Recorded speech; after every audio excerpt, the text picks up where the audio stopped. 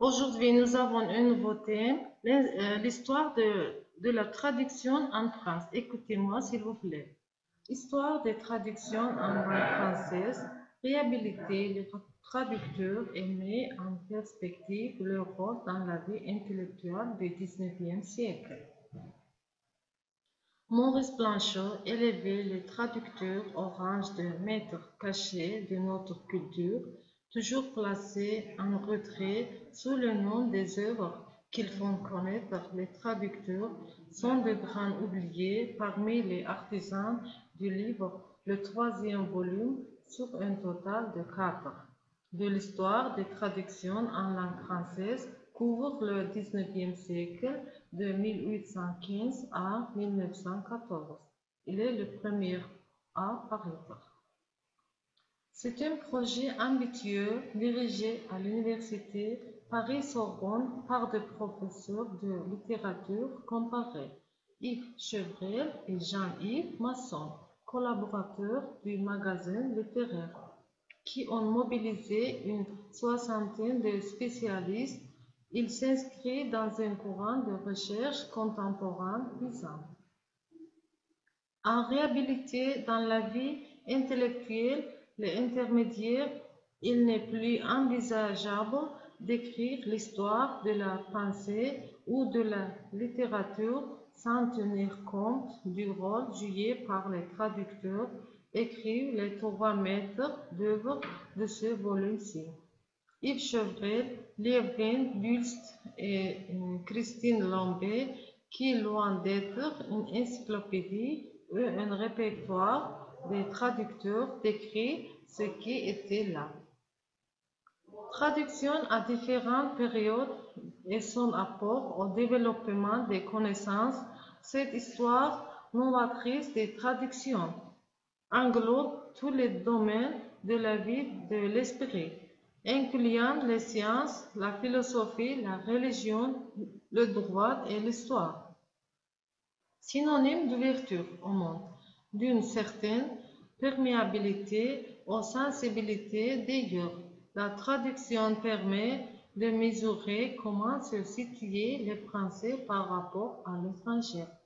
Langue universelle de l'Europe, le français régnait au XIXe siècle tout en entamant son déclin. Les traductions françaises de Walter Scott ou de Lord Byron ont été à leur tour traduites en d'autres langues et l'Europe au sud a découvert Shakespeare par le biais des traductions françaises. Le statut de traducteur s'apparente à celui d'un autre second, d'un réécrivain à la fois lecteur et auteur. Chateaubriand, Nerval, Vinguet, Baudelaire, Mallarmé, Nodier, Lecomte de Lisle ont donné des traductions renommées et les poètes grands ou petits furent souvent des pionniers. Nerval, sans comprendre finement la langue allemande, devinant mieux le sens d'une poésie écrite en allemand que ce qui avait fait de ces idiomes un sujet d'étude, une information, ces imposants volumes dotés d'un index de près de 2 millions de traducteurs dépendent une autre histoire des idées au cours de l'écriture et de sa diffusion planétaire. Insisterons sur l'histoire de la traduction et de l'interprétation. Dans tous les domaines se multiplient les applications des nouvelles technologies. La traduction et son enseignement ne font pas exception. Dans la suite de ces articles, nous aimerions présenter aux lecteurs de communiquer le contenu d'un CD-ROM expérimental unique en son genre dans le domaine de la traduction. Il a été conçu et réalisé par le sous-génie en collaboration avec un ami mathématicien, statisticien et informaticien, Gilbert Lafon, prévu à l'origine comme simple auxiliaire d'enseignement. ce CD-ROM tend à se transformer en une véritable base de données sur l'histoire de la traduction et l'interprétation. Contenu du CD-ROM. Actuellement, le CD-ROM enferme une trentaine de modules, dont une vingtaine avec une forme musicale. Chaque module a son menu détaillé. La description de chacun de ces modules suit. 18 thèmes regroupant environ 1000 illustrations sur l'histoire de la traduction. Chaque thème présente en moyenne d'illustrations accompagnées d'un commentaire, soit une période particulière de l'histoire de la traduction. Exemple, le Moyen-Âge français, soit la vie et livre d'un traducteur. Exemple, Saint-Jérôme, le moine Huanzang, soit un aspect important de l'histoire de la traduction. Exemple, la réforme, soit un domaine connexe. Exemple, le traducteur et l'imprimerie, soit une profession particulière. Exemple, l'interprète dans l'histoire. Plan et travaux.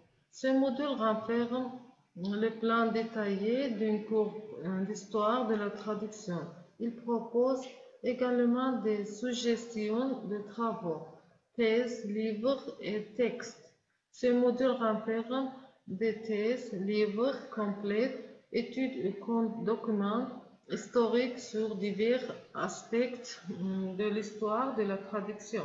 Il comporte aussi des introductions aux préfaces d'ouvrages et des comptes rendus. La majorité des textes sont en français et en anglais, mais certains sont en allemand, d'autres en espagnol. Ils sont en forme Acrobat Reader fourni avec la CD-ROM.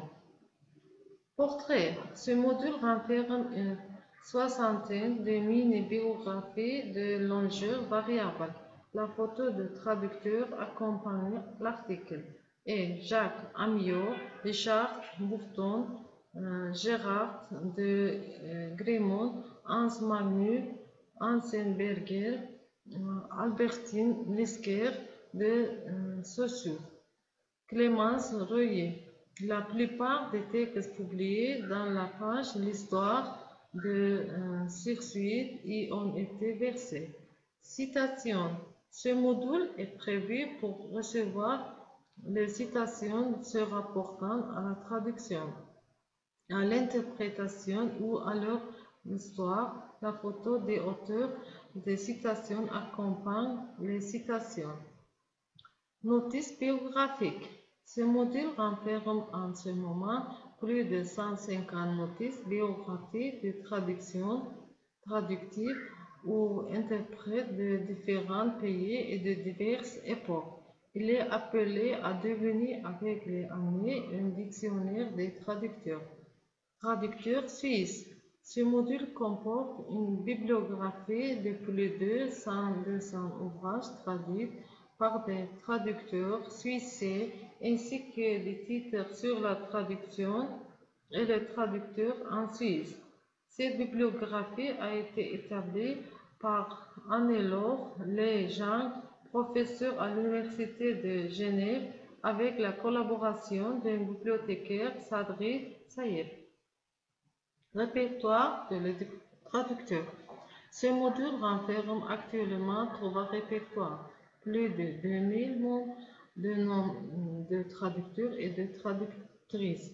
Répertoire de traducteurs. Ce module renferme actuellement 3 répertoires, plus de 2000 noms de traducteurs et de traductrices. Notion. Ce module renferme actuellement environ 150 termes propres à l'histoire de la traduction. Exemple, belle, infidèle, cibliste, affreux et l'étranger.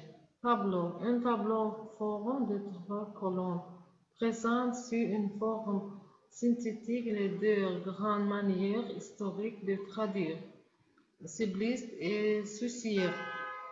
Presque tous les termes qui composaient ce tableau font l'objet d'une définition dans le module Notion. Glossaire. Ce glossaire compte près de 150 termes appartenant à des domaines qui sont connexes à l'histoire de la traduction. Exemple, histoire générale, historiographie, langue, édition et manuscrit, confession religieuse, épigraphie, système d'écriture, imprimerie.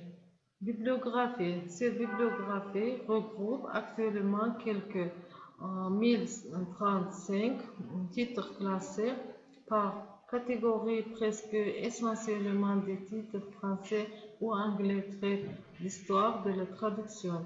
Des hyperliens donnent accès directement à des sites internet.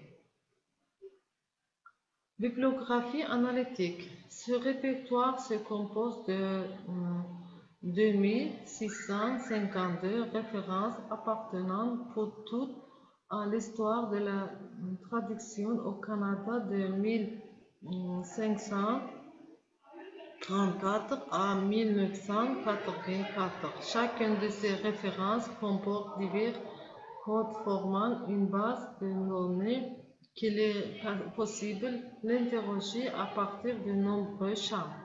Les références complétées figurent dans notre ouvrage La traduction au Canada, Translation in Canada, 1534-1884. Ottawa, les presses de l'Université d'Ottawa, 1987. Anecdote. Ce module réunit des courts textes d'importance secondaire, mais non dénués l'intérêt se rapportant à l'histoire de la traduction. Test. Ce module compte 25 tests correspondent à chacun des thèmes, exemple haute antiquité, école de Tolède, etc. Chaque test comporte de 10 à 20 questions en moyenne. L'ensemble des tests compte 240 questions d'instinct.